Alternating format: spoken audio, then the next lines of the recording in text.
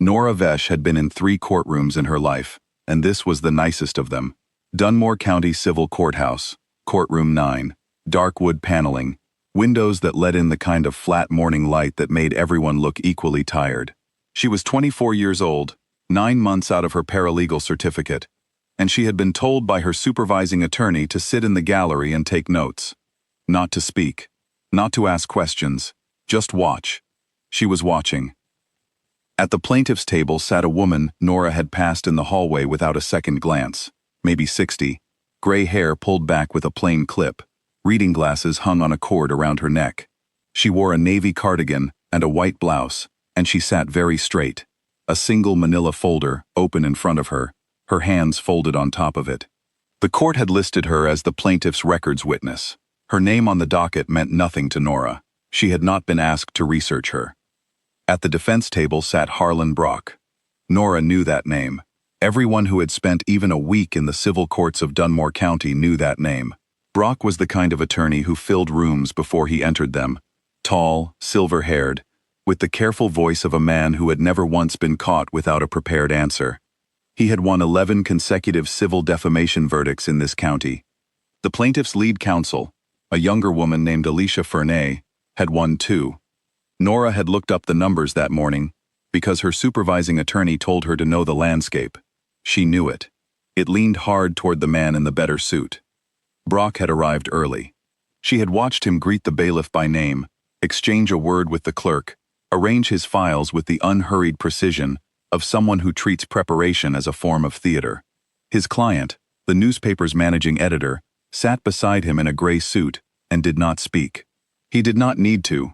Brock spoke for everyone at that table, and the room had already begun to orient itself toward him, the way a room orients toward any sufficiently confident person.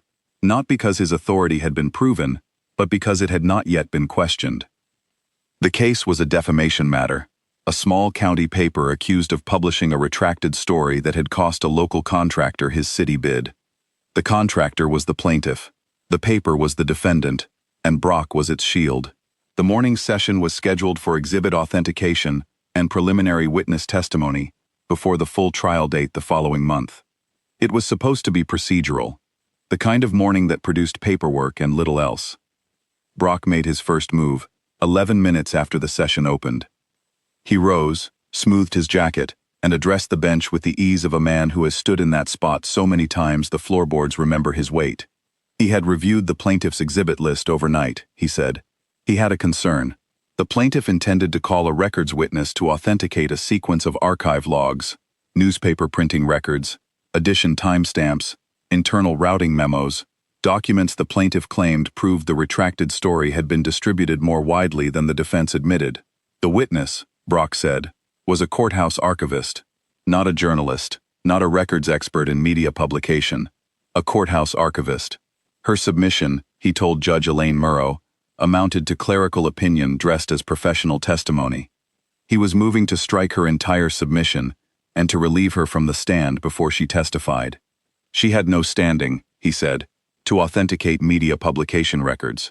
Her presence was, and he used the word carefully, a waste of the court's time. He said it with a small, collegial smile, as though he were doing everyone a favor by pointing this out. Alicia Fernay, at the plaintiff's table, did not object immediately. She wrote something on her legal pad and set her pen down with care.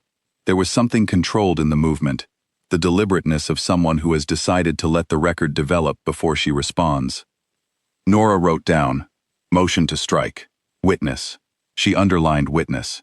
Beside her in the gallery, 2 other observers, a retired man who attended sessions as a habit, and a young law student with a heavy backpack, sat very still. The retired man tilted his head a fraction. The law student stopped scrolling on her phone. Nora did not know enough yet to feel what was wrong with the room, but something moved in it, a slight stillness in the gallery that she would not be able to name until later. The woman in the navy cardigan did not move. She did not look at Brock. She looked at her folder. Judge Murrow, 52, short, with the focused attention of someone who had long ago stopped pretending to be interested in anything but the facts, held up one hand. She did not respond to Brock immediately. She asked the clerk to bring her the plaintiff's exhibit packet. The clerk placed a bound volume in front of her. The judge opened it to a tab marked Exhibit 14 and read for a moment in silence. Then she looked up. "Mr. Brock," she said, "before I rule on your motion, I'd like to ask you a question about your own exhibits." Brock turned from the bench with an expression of patient willingness. "Of course, Your Honor." "Your Exhibit 14, the judge said. "The authenticated chain of custody log for the defense's newspaper archive pull. The one your team submitted last Thursday as foundational evidence for your timeline argument." "Yes," Brock said. "Our own archivist prepared that." "Your archivist prepared it," Judge Murrow said. "But the certification seal at the bottom of Exhibit 14, the court authentication seal that makes it admissible, do you know whose name is on it?" "A beat. A short one." Brock's expression did not change, but something shifted in the quality of his stillness. "I would need to check," he said. "I have it here," the judge said. She read aloud. The name she read was the name on the plaintiff's docket, the woman in the navy cardigan. The gallery did not gasp. It did something quieter than that. It recalibrated. Nora stopped writing. The judge set the exhibit down and looked at Brock with an expression that was not unkind, but was entirely without softness. She said that the woman sitting at the plaintiff's table was Dunmore County's longest-serving certified court records archivist, 31 years in the position, which was, she noted, longer than Brock had held his bar license in this county. Her certification number was the one printed on the authentication seal at the bottom of the defense's own foundational exhibit, the seal that made Exhibit 14 admissible, the seal without which the defense's timeline argument had no authenticated anchor. In other words, Judge Murrow said, the motion before the court was a request to declare this woman unqualified to authenticate records, filed by the party whose own case rested on a record she had already authenticated. She let that sit. Brock began to speak. The judge raised her hand again, and he stopped. She asked plaintiff's counsel whether the archivist's professional certification and her 31-year appointment record had been filed with the court. Alicia Fern said they had been included in the witness disclosure filed 6 weeks prior. The judge asked the clerk to retrieve it. The clerk did. The judge read the appointment date, the certification number, and the issuing body allowed into the record. Each item landed in the room with a weight proportionate to its specificity. Nora wrote none of it down. She sat with her pen above the page and did not use it. The woman in the navy cardigan remained still. She had not spoken. She had not needed to. Judge Murrow denied the motion. She did not take long about it. She then said that a motion filed without review of the moving party's own submitted exhibits, seeking to disqualify the authenticating official whose certification made those exhibits admissible, met the threshold for a bad faith finding. She entered it into the record. She noted that counsel had access to the archivist's witness disclosure for 6 weeks and had not engaged with it before filing. The bad faith finding would be entered that morning, and a sanctions order would follow by the end of the session. She would also require that counsel apologize to the witness on the record before testimony began. Brock stood for a moment at his table. The silver ease he had carried into the room was still on him, but it no longer had anywhere to land. He straightened his jacket. He turned toward the plaintiff's table and, in a voice that had the precise, measured quality of a man choosing every syllable, said that he had not examined the certification on Exhibit 14 before filing and that his motion had been in error, and he apologized to the witness for any suggestion that her qualifications were in question. He sat down. The woman in the navy cardigan looked at him when he was finished. She gave a single nod, unhurried, complete, and returned her eyes to her folder. "Ms. Ardell," Judge Murrow said, "you may begin your testimony." The woman, who had been sitting quietly for the better part of an hour, opened her folder, put on her reading glasses, and began. Her name was Constance Ardell. She had been the Dunmore County Court Records archivist since the year Brock had passed the bar. In that time, she had authenticated more than 14,000 documents. She had testified in civil proceedings 47 times. She did not lead with any of this. She simply began with the first exhibit in her sequence, walked through its provenance, its chain of custody, and its authenticated timestamp, and moved to the next. Her voice was level and clear and contained no performance of any kind. She was simply telling the court what the records showed, in the order they showed it. The records showed a great deal. They showed that the retracted story had gone to print in 3 separate edition runs, not 2, as the defense's timeline claimed. They showed the routing memo that should have flagged the disputed paragraph for editorial review had been time-stamped 11 minutes before the print order, not 11 minutes after. They showed the gap between what the newspaper's internal records claimed had happened and what the authenticated archive documented had happened. Each point arrived with a source citation, a certification number, and a cross-reference to another authenticated document. There were no flourishes. There was only sequence and specificity, and 31 years of knowing exactly what a record needed to say to be unimpeachable. It took 40 minutes. During those 40 minutes, Harlan Brock did not object once.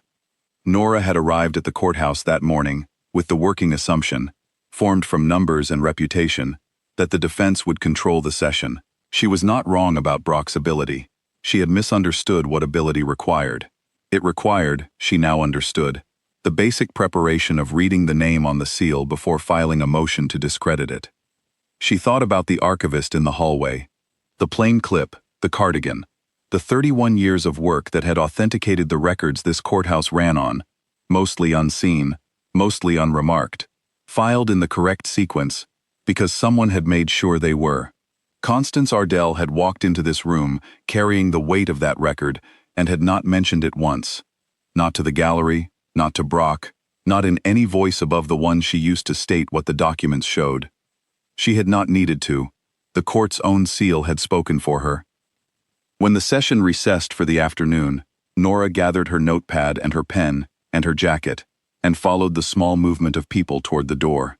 In the hallway, she saw Constance Ardell walking alone toward the elevators, the manila folder tucked under one arm, her reading glasses back on their cord. She did not look like a person who had just watched a senior attorney's motion collapse on the foundation of her own name. She looked like a person who had work to finish and intended to finish it. Nora did not say anything to her. She wasn't sure she had the words for what she had watched. She thought she might spend the next several years finding them. The sanctions order was entered before the session closed, as the judge had said it would be. The amount was proportionate to the bad faith filing and the disruption to the plaintiff's prepared timeline. Brock's firm would pay it. The bad faith finding remained in the record. The archivist's testimony stood unchallenged in full. Nora walked back to her office 12 blocks in the flat October light. She had 17 pages of notes from the morning, and had used exactly 2 of them. She kept thinking about the moment the judge had said the name on the seal, the way it had traveled across the room and landed without any help from the woman it named. She had learned something that morning that she could not yet articulate as a principle, but knew she would carry. It had to do with the relationship between 31 years of honest work and the courtroom that eventually asked you to account for it. It had to do with the difference between a room that assumed it knew who you were and a record that simply stated the fact. The record, she had learned, did not need to raise its voice. Neither, it turned out, did Constance Ardell.